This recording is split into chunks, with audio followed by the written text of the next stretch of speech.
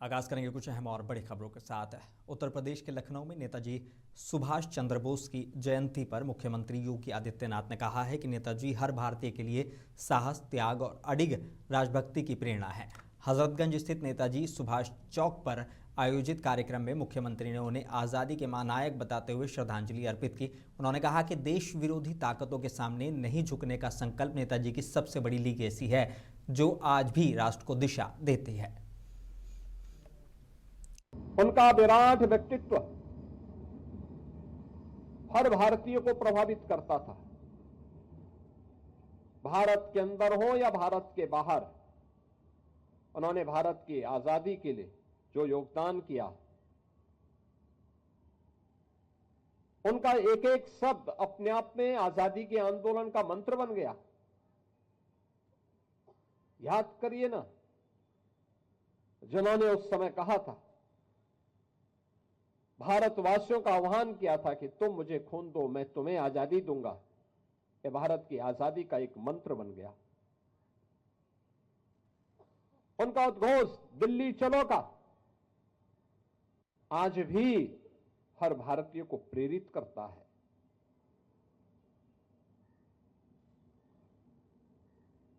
कदम कदम बढ़ाए जा, खुशी के गीत गाए जा। आज भी भारतीय सेना के रिक्रूट, कमीशन प्राप्त अधिकारी अपने दीक्षांत समारोह में बड़े शान के साथ हर भारत का सैनिक इस गीत को आज भी गाता है। यह भी नेताजी सुभाष चंद्र बोस की देन है। लखनऊ में नेताजी सुभाष चंद्र बोस की जयंती पर उप मुख्यमंत्री ब्रजेश पाठक ने उन्हें श्रद्धांजलि दी। उन्होंने कहा कि आज़ादी के लिए नेताजी का संकल्प आज भी हर भारतीय को इंस्पायर करता है। स्वतंत्रता संग्राम के महानायक नेताजी सुभाष चंद्र बोस जी की जयंती के अवसर पर प्रदेशवासियों को बहुत बहुत बधाइयाँ देता हूँ, उनकी स्मृतियों को नमन करता हूँ। ब्रिटानिया हुकूमत से माँ भारती को मुक्त कराने का जो उन्होंने बीड़ा उठाया था, आज भी देश और दुनिया के युवाओं को प्रेरणा देता है। जहाँ जहाँ आज़ादी के संघर्ष होते हैं, नेताजी सुभाष चंद्र बोस जी की स्मृतियाँ उनको प्रेरणा देने का काम करती हैं। प्रदेश सरकार की तरफ से मैं उनके चरणों में श्रद्धा सुमन अर्पित करता हूं और प्रदेशवासियों से अपील करता हूं कि मां भारती के तिरंगे को आदरणीय प्रधानमंत्री नरेंद्र मोदी जी ने जिस ढंग से दुनिया के सर्वोच्च शिखर पर विकसित भारत के संकल्प के साथ पूरा करने का बीड़ा उठाया है, प्रदेश का युवा, देश के युवा सभी लोग आदरणीय प्रधानमंत्री नरेंद्र मोदी जी के साथ कंधे से कंधा मिलाकर काम करने के लिए तैयार है। देहरादून में आयोजित विजन 2047 पर चिंतन शिविर और डायलॉग को मुख्यमंत्री पुष्कर सिंह धामी ने संबोधित किया। सीएम ने कहा कि विकसित उत्तराखंड के लिए क्लियर रोड मैप, इनोवेशन और यूथ पार्टिसिपेशन जरूरी है। इस शिविर सच में हम लोगों के लिए बहुत प्रेरणा भी देते हैं, हमारे अंदर ऊर्जा भी भरते हैं, एक विजन भी हमको देने का काम करते हैं कि आगे हमें किस दिशा में काम करना है, कैसे काम करना है, कहाँ पर हम खड़े हैं। जैसा अभी शत्रुघ्न सिंह साहब जितना बोल रहे थे, तो जितना उसमें से मैं समझ पाया, वैसे तो आपने बहुत बोला, अलग अलग देशों का अलग अलग, किसी का 40 से 20 हो गया, किसी का 20 से 40 हो गया, आगे पहुंच गए। उसमें से जो मेरी समझ में आया, चूँकि मैं हेड टेल और बिन टेल, तो कई बार जब हम काम करेंगे तो टेल विंड पर भी होगी और मतलब कभी वो टेल पर भी होगी और कभी हेड पर भी होगी विंड। तो नाविक तो वही है, कहते हैं वो पथ क्या, उस पथ की पथिक परीक्षा क्या, जिसके पथ में बिखरे सूल न हो। वो नाविक क्या, वो नाविक की धैर्य परीक्षा क्या, जिसके धाराएं प्रतिकूल न हो। उत्तराखंड के मशहूर पर्यटन स्थल मसूरी, धनौल्टी, चक्राता सहित गंगोत्री, यमुनोत्री, केदारनाथ, बद्रीनाथ आदि स्थानों में सीजन की पहली बर्फबारी से पहाड़ों पर सफेद चादर बिछ गई है। आज से ऊंचाई वाले क्षेत्रों में बारिश और बर्फबारी का दौर जारी है, जिससे तापमान में गिरावट आ गई है। निचले इलाकों में हल्की बारिश हुई है, जिससे ठिठुरन बढ़ गई है। पहली बर्फबारी से स्थानीय लोगों और पर्यटकों में उत्साह है और पर्यटन कारोबार को बढ़ावा मिलने की उम्मीद जताई जा रही है। प्रशासन ने फिसलन को देखते हुए सतर्क रहने की अपील की है।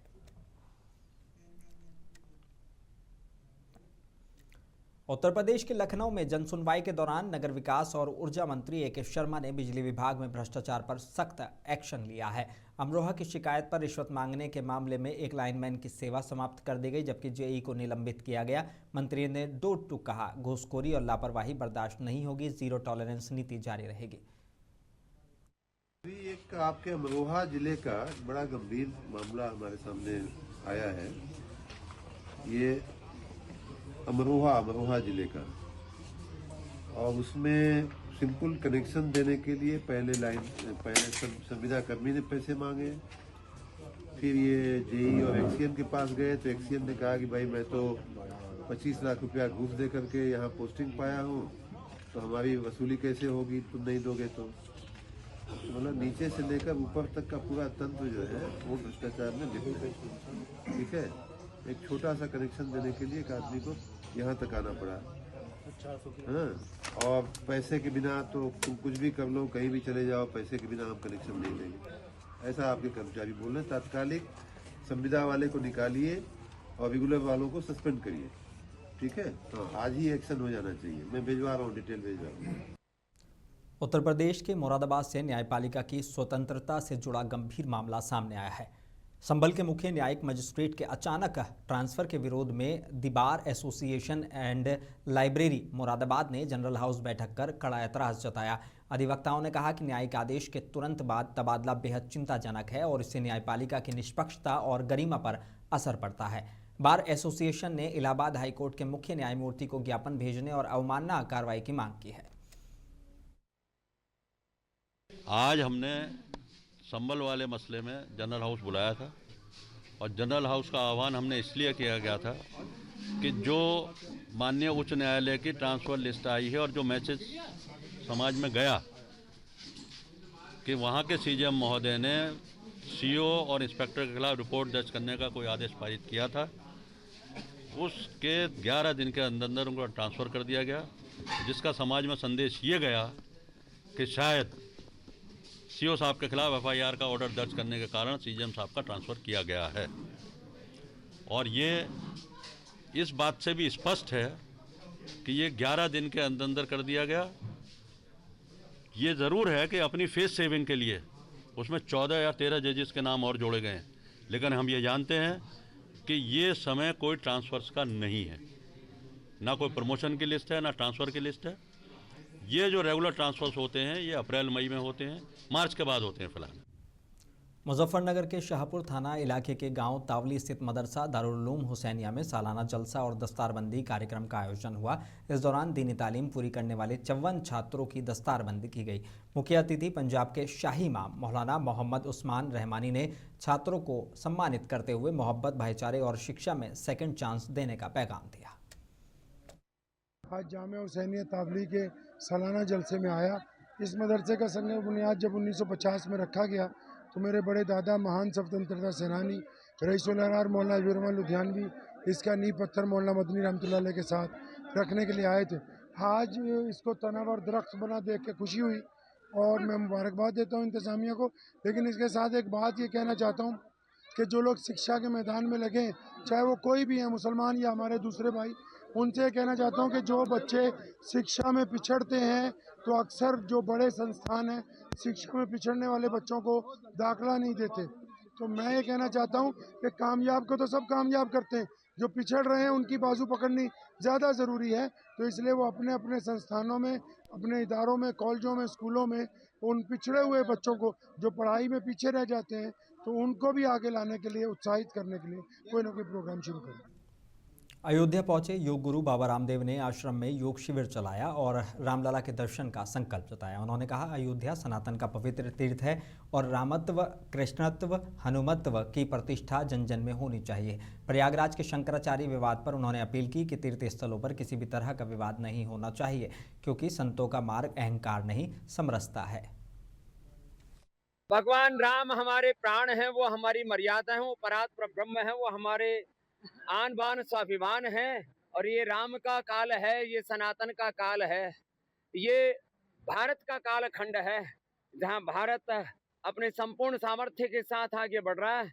लेकिन कुछ राम विरोधी, सनातन विरोधी ताकतें हम पर चारों ओर से आक्रमण करती हैं, उनको तो हम झेल लेंगे। थोड़ा दुख होता है कभी कभी, अपने ही सनातन के परंपरा के लोग जब एक दूसरे को थोड़ा नीचा कहते हैं, ओछा कहते हैं, तब थोड़ी दिक्कत होती है। तो मेरा सब संत भगवंतों से आग्रह है, साधुता की पहली सीढ़ी है निराभिमानिता।